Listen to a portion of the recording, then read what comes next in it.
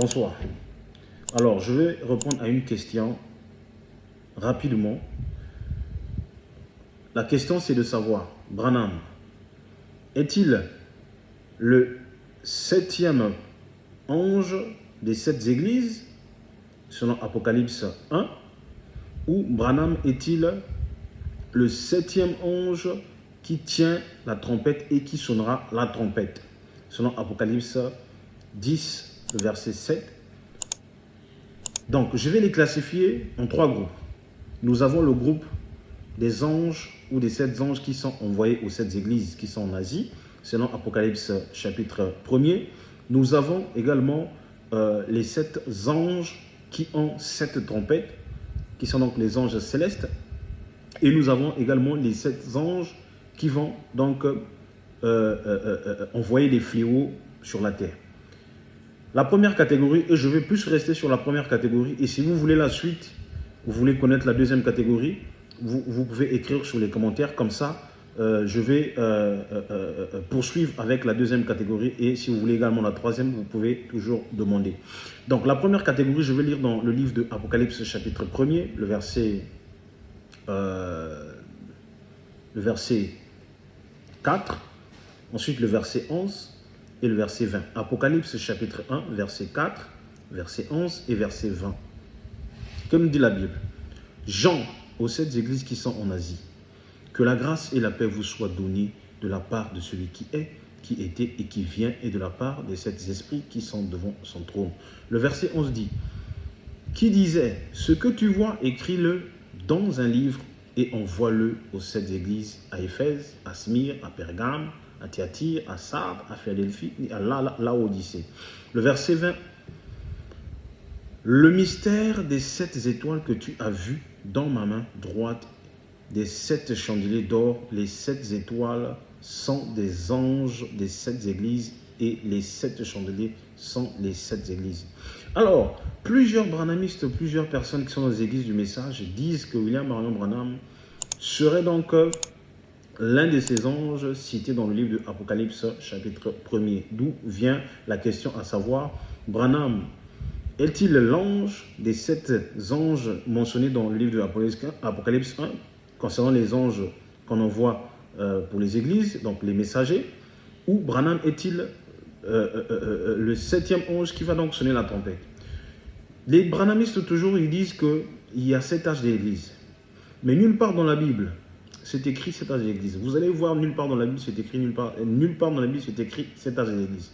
Vous ne le verrez jamais. Et je lance un défi à toute personne qui pourra me montrer un passage biblique là où on parle des sept âges de l'église.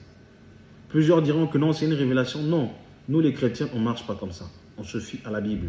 Et dans la Bible, ici, c'est bien écrit dans le livre de le verset 4 de Apocalypse 1. Il est dit, Jean aux sept églises qui sont en Asie. On montre même le lieu, on montre même le continent, on montre même la localité de ceux-là qui sont concernés. On dit à Jean, c'est aux sept églises qui sont en Asie. Et le verset 11, c'est encore plus clair. On va dire, qui disait, ce que tu vois, écris-le dans un livre et envoie aux sept églises, à Éphèse, à Smyrne, à Pergame, à Thyatire, à Sardes et à Philadelphie et à Laodicée. Alors, si réellement les sept âges de l'église existent, comment ressortir cela dans le livre de Apocalypse 1, chapitre 11, le verset 11 ou le verset 4? Parce qu'ici, il est dit, on dit à Jean, ce que tu es en train de voir, Jean, tu dois écrire. Une fois que tu aurais écrit, tu vas envoyer aux sept églises. Il n'est pas dit à Jean, ce que tu vois, ce sont les sept âges de l'église. Non, il est dit à Jean, ce que tu vois, écrit et envoie-les. Donc si on envoie, c'est que ça n'a rien à voir avec les âges, mais c'est des lettres que Jean était censé envoyer à ces sept églises. Et nous allons également lire dans le livre de Colossiens et Éphésiens, mais avant de lire, il y en a qui disent que Paul serait le messager du premier âge de l'église, selon les branhamistes, selon les gens du message. Donc le premier âge de l'église, pour eux, ce serait l'âge de l'Éphèse. L'âge d'Éphèse n'existe pas. Et le dernier âge de l'église serait l'âge de la Odyssée. Ça n'existe pas nulle part dans la Bible. Ça n'existe pas, c'est anti-scripturel. Parce que on va aller dans l'histoire. L'histoire nous dit quoi? Paul a commencé à œuvrer avant même que Jean n'ait reçu la révélation, donc l'Apocalypse. Paul va donc travailler ou encore apporter le message qu'il avait reçu ou la parole de Dieu qu'il était en train de véhiculer entre la fourchette des années 60 à 64. C'est cette fourchette-là que l'histoire nous dit que Paul meurt.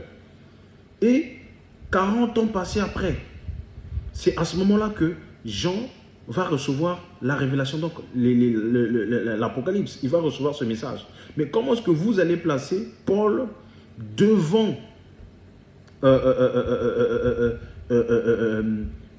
la vision, ou encore vous allez mettre Paul dans l'âge de l'église d'Éphèse comme étant le leader de l'âge de l'église d'Éphèse, mais la vision n'est même pas encore arrivée. C'est 40 ans après que la vision va arriver, ou la prophétie va arriver. C'est 40 ans après que Jean va voir ces choses. Donc Paul serait déjà mort, enterré, pourri, ainsi de suite. Mais vous l'attribuez quand même la place de l'ange de l'église d'Éphèse. Ça n'a rien à voir. Selon vous, l'ange de l'église d'Éphèse. Mais logiquement, ce sont les 7 églises. Paul n'a jamais été et ne sera jamais le messager de l'église d'Éphèse. Alors, si vous vous obstinez à croire que Paul serait l'ange de l'église d'Éphèse, expliquez-moi ce phénomène, pourquoi Paul va mourir avant la vision que Jean va recevoir sur le livre d'Apocalypse. Alors nous allons voir si le livre des églises de la Odyssée et autres n'existait pas à l'époque de Paul. 2 Colossiens chapitre 2 Colossiens, le verset 1er, le verset 1. La Bible dit: je veux en effet que vous sachiez combien est grand le combat que je soutiens pour vous et pour ceux qui sont à la Odyssée et pour tous ceux qui n'ont pas vu mon visage en chair. Et là, Paul nous parle de l'église de la Odyssée. Donc l'église de la Odyssée ne va pas être citée pour la première fois dans le livre d'Apocalypse, mais Paul va donc parler de l'église de la Odyssée parce qu'il avait des compagnons là-bas. Je pense que c'était Epapras qui était sur place là-bas, si je ne me trompe pas, comme étant compagnon, comme étant ministre, pour pouvoir propager la bonne nouvelle. Mais donc Paul parle de l'Apocalypse, la Odyssée plutôt. Mais si Paul parle de la Odyssée, pourquoi à ce moment-là, vous allez dire que Branham c'est lui qui est le 7e messager de l'église de la Odyssée? C'est une fausseté, parce que la Odyssée existait, c'était pas un âge, mais c'était plutôt une église qui existait. Dans le livre de Colossiens chapitre 4, le verset 15 au verset 16, la Bible dit: saluez les frères qui sont à la Odyssée et Nymphas et l'église qui est dans sa maison. Lorsque cette lettre aurait été lue chez vous, faites en sorte qu'elle soit aussi lue dans des églises laodicéennes et que vous lisiez à votre tour celle qui vous arrivera de la Odyssée. Donc par là, nous voyons que cette église de la Odyssée existait bien avant. Bien avant que Jean ait reçu la révélation, parce que Paul a parlé de la Odyssée avant même que Jean ne reçoive la révélation. Donc Jean va recevoir la révélation suite à ce que Dieu va lui montrer, et il va écrire, il va envoyer à ces églises-là. Alors, nous allons lire Éphésiens chapitre 1er, le verset 1er également. Paul, apôtre de Jésus-Christ par la volonté de Dieu aux saints qui sont à Éphèse, aux fidèles en Jésus-Christ. Donc là aussi, nous voyons que Éphèse existait bel et bien avant même que Jean n'ait la révélation sur la lettre qu'il fallait envoyer à ces 7 églises. Donc, si vous voulez lire les différents types d'églises ou les 7 églises, vous allez donc vous rendre dans le livre de Apocalypse, chapitre, le verset 1er plutôt. Vous allez voir là où on nous parle de l'église d'Éphèse, Apocalypse 2, chapitre 8, l'église des Smyrne, Apocalypse 2, verset 12, l'église de Pergame, Apocalypse 2, verset 18, l'église de Thyatire, Apocalypse 3, verset 1er, l'église de Sardes, Apocalypse 3, verset 7, l'église de Philadelphie, Apocalypse 3, verset 14, l'église de la Odyssée. Donc là, vous avez les 7 églises dont nous parle à ce moment-là la Bible ou les lettres que Jean devait envoyer, que les branhamistes disent qu'il s'agit ici des 7 âges de l'Église. Donc, 7 âges de l'Église, c'est un mensonge, c'est une fausseté, c'est une fausseté. Vomissez ça, jetez ça parce que ce n'est pas logique. Et nous allons voir que dans la suite des temps, Paul va encore recevoir une vision. Dans le livre de Apocalypse chapitre 4, le verset 1er, on dit « Après cela, je regardais et voici, une porte était ouverte dans le ciel.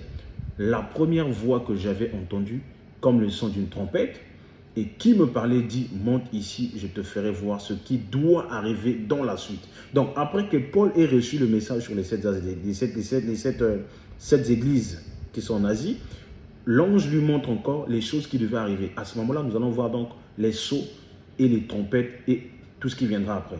Donc, si Paul, qu'est-ce que je dis, Jean est celui-là qui a reçu la révélation sur les livres d'Apocalypse, et que vous mettez Branham comme étant l'ange de l'église de la Odyssée, c'est une fausseté, c'est un mensonge.